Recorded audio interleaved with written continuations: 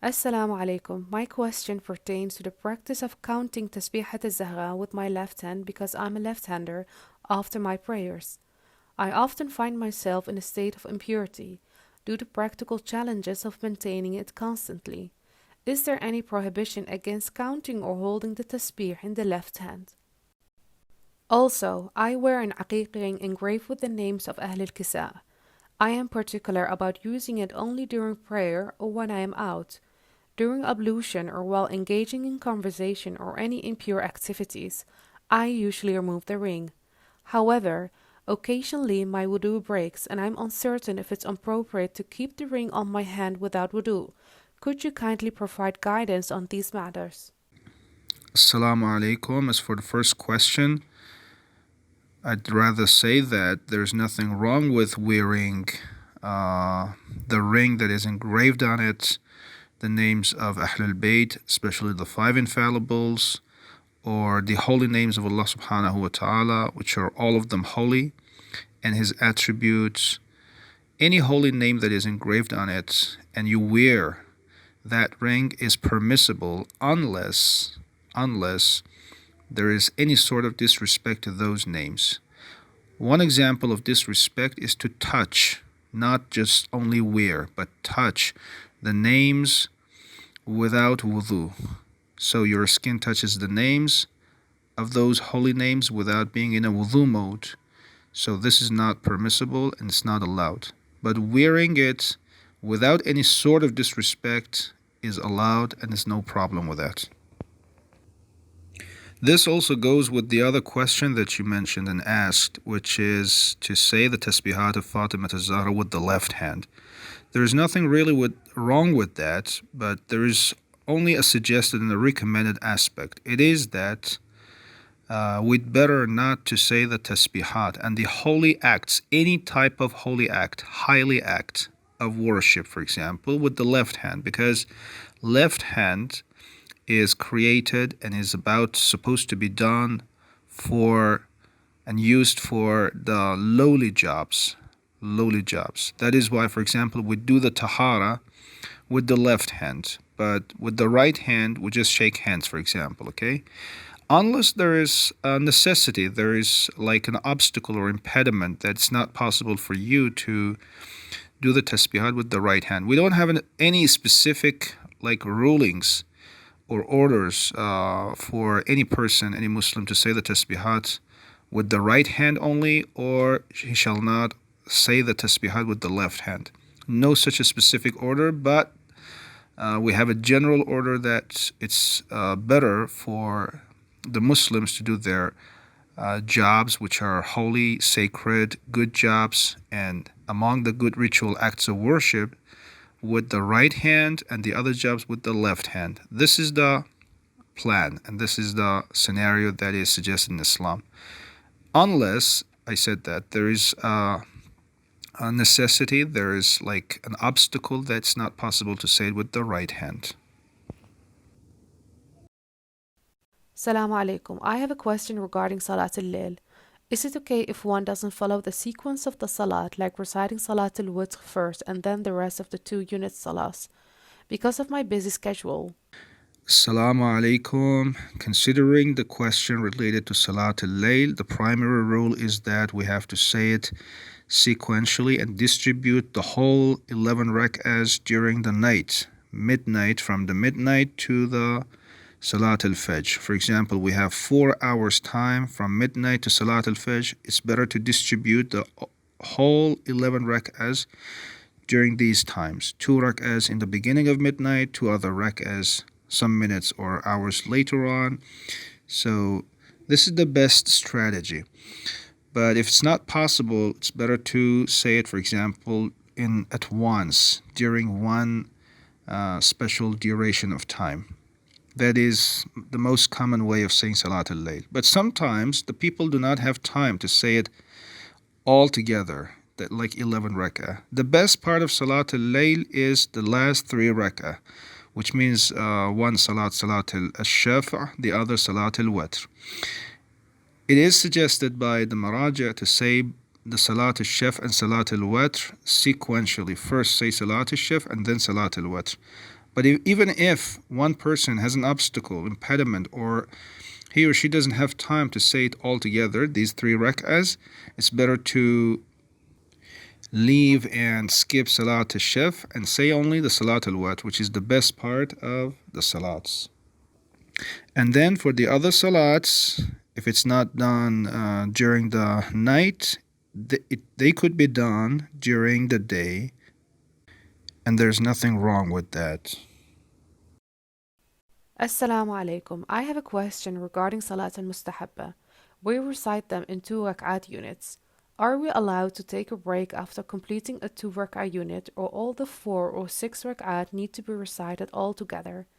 I have heard that one may recite their du'as in their own language as well. Is that okay?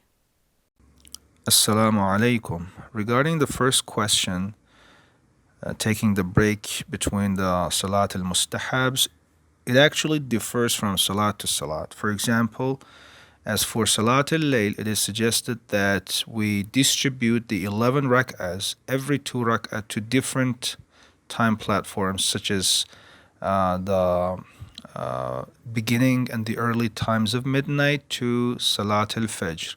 So we have, for example, 4 hours from midnight to Salat al-Fajr. It's better to distribute the 11 rak'ahs, meaning that every 2 rak'ah to different times. But if it's not possible, you can just say that once in one specific duration of time, short time, like 30 minutes. But for some other salats, such as Salat al-Ja'far al-Tayyar, as you mentioned, it is better to say it without any disconnection and without any separation between the two rak'ahs. So you say 4 rak'ahs, try to say it at once, because the result is important. The result is the fulfillment of the dua at the end of the salat. So when you just try to say the 4 rak'ahs all together, so your spirit gets closer to Allah subhanahu wa ta'ala, and you become more spiritually, and the dua finally will get closer to the realm and the territory of fulfillment, then it's more important to say the 2 rak'ahs, the two rak'ahs together. Also for the Salat al-Nawafil, the Mustahab Salat, supererogatory and recommended Salats of before and after the Salat al-Wajibs, such as Salat al-Fajr, Salat Dhuhrain and Maghribain, then it is suggested that these Salat al-Nawafil be connected to the Salats themselves. It's just like a child, okay? This child is a child, and there is a father or a mother, and it's better for the child to be closer to the parents. The Salat al-Nawafil is just like a child that accomplishes, is just like a complementary to the Salat al-Wajib. So it's better to be recited right after or before the Salat al-Wajib. As for the second question, you can say different du'as in your qunut, no problem with that. And for the third question, which is about saying the dua of the qunut in your own language, most of the maraja have said that there's no problem with that. However, some maraja, such as Atullah Makarim Shirazi, Fadl Lankarani, they have said it's not permissible to recite or say the dua of the qunut with your own language other than the Arabic language. But other maraja have said there's no problem with that. But the best and ideal way is to say the dua, try to memorize it with the Arabic language, especially if that is the Salat al-Wajib. In Salat al-Wajibs, it's highly suggested to say the dua of the qunut in Arabic language, while in Salat al-Mustahab, no problem. You can say that with your own language. Assalamu alaikum. How can someone prevent distractions from external thoughts during prayer and maintain a focused presence of mind while praying? Assalamu alaikum. As for this question, maintaining focus and preventing distractions during prayer is actually a common challenge that many people face. Here are some tips that I can tell you, and they may help you maintain a focused presence of mind, inshallah, while praying. The first technique is to prepare yourself mentally. Before you start your prayer, take a moment to mentally prepare yourself. Remind yourself of the purpose of prayer and the importance of being fully present. Set an intention to focus your mind and heart solely and merely on your connection with Allah subhanahu wa ta'ala. And number 2 is to find a quiet and secluded place. Try to find a quiet and secluded place where you can pray without being easily distracted. Minimize external noises and disturbances as much as possible. Number 3 is to create a prayer space for yourself. Designate a specific area in your home for prayer. Make it clean, organized, and free from distractions. Having a dedicated space for prayer can help create a conducive environment for focus and concentration. Number 4 is to establish a routine. Establish a regular prayer routine and stick to it. Praying at the same time and in the same place every day can help train your mind to be more focused and present during the prayer. The 5 tactic is to recite the Quran. If you find your mind wandering during the prayer, try reciting verses from the Quran. This can help you maintain focus and engage with the words of Allah subhanahu wa ta'ala. Number 6 is to understand the meaning of what you recite. Take the time to understand the meaning of the words you recite during the prayer. When you have a deeper understanding of the meanings, it can enhance your connection with Allah and help you stay engaged. Especially during the Salat, you need to be focused and really be engaged with the meanings of the words. Number 7 is to seek refuge from distractions. Before starting your prayer, seek refuge to Allah subhanahu wa ta'ala from distractions and evil whispers. Seek His help in keeping your mind focused and presenting during the prayer. And number 8, which can be also a useful technique, is to repeat phrases or words that you like.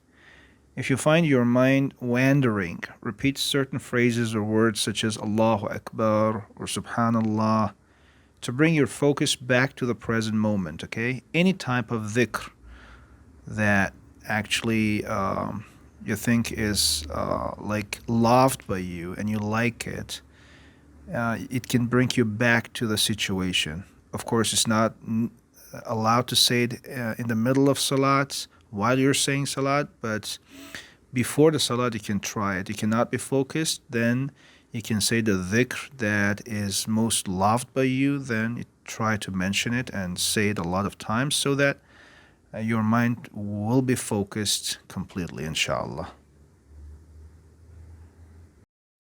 Salam, I have a question. Since Allah is Rahman and Rahim, what does fear mean to Allah? Assalamu alaikum wa rahmatullah. Fear of Allah is an important concept in Islam. While Allah is indeed Rahman and Rahim, fear of Allah does not contradict these attributes. On the contrary, fear of Allah is a manifestation of a believer's profound love and reverence for Him. In another word, fear of Allah encompasses several aspects. The first aspect is that we fear of His punishment. Believers fear the consequences of disobeying Allah's commandments and incurring His punishment. This fear serves as a deterrent from engaging in sinful behaviors and motivates believers to strive for righteousness and obedience. The second aspect is that we fear of displeasing Allah. Believers fear displeasing Allah because they deeply value His love and His approval and closeness to Him. This fear arises from the understanding that Allah is the all-knowing, He is all-seeing and all-hearing, and that He is aware of our every action and intention. The third aspect is that with fear of being distanced from Allah subhanahu wa ta'ala, fear of Allah also arises from the recognition that sins and heedlessness can create a barrier between a person and their creator.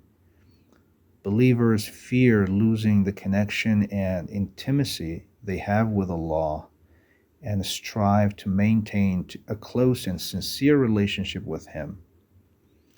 It's also important to note that fear of Allah is not a paralyzing or debilitating fear, but rather a fear that leads to seeking His pleasure, guidance, and protection. It is a fear that inspires believers to be conscious of their actions, to seek forgiveness, and to strive for righteousness. The last word, which is the last but not the least, it is that we bear in mind that in addition to fear, believers are also encouraged to have hope in Allah's mercy and forgiveness. The balance between fear and hope is essential in maintaining a healthy and balanced relationship with Allah. Both fear and hope, khawf and raja, motivate believers to seek closeness to Allah and to strive for a life that is pleasing to Him. May Allah grant us all the ability to fear Him in a way that brings us closer to Him and helps us lead a righteous life, inshallah.